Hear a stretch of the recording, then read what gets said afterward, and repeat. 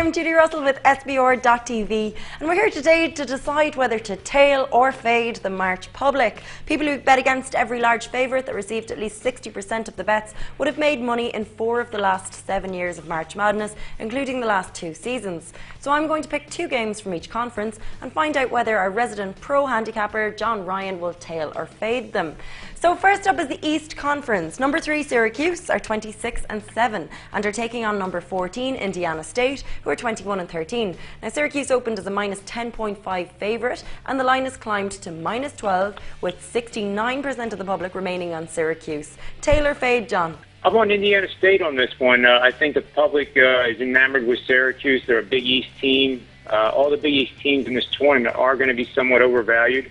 It's not to say that 3 of the Final 4 will be Big East in a straight-up fashion, but I think here Indiana State is a vastly underrated foe. Not many people, the normal gambler, knows about.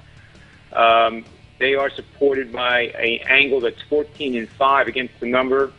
They play very good against ball-handling teams that commit less than or equal to 14 turnovers per game on the season. We know Syracuse does a great job with that, and that matches up to the strength of Indiana State. So I would take the points here.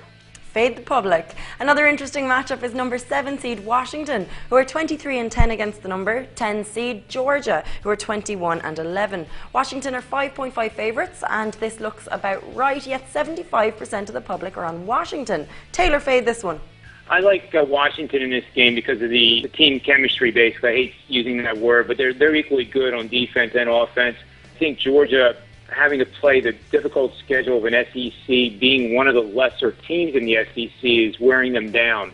And the one thing that Georgia does not do well is the perimeter. So I think Washington is the right pick. On any other matchups in the East that you strongly tail or fade in this one? Yeah, in the East, we see Clemson is now a 2-point dog to West Virginia. That's a big play for us in the first round here, the first 2 rounds. Unfortunately, I can't make disclosure of what that play is going to be, but there's a lot of information going into this play.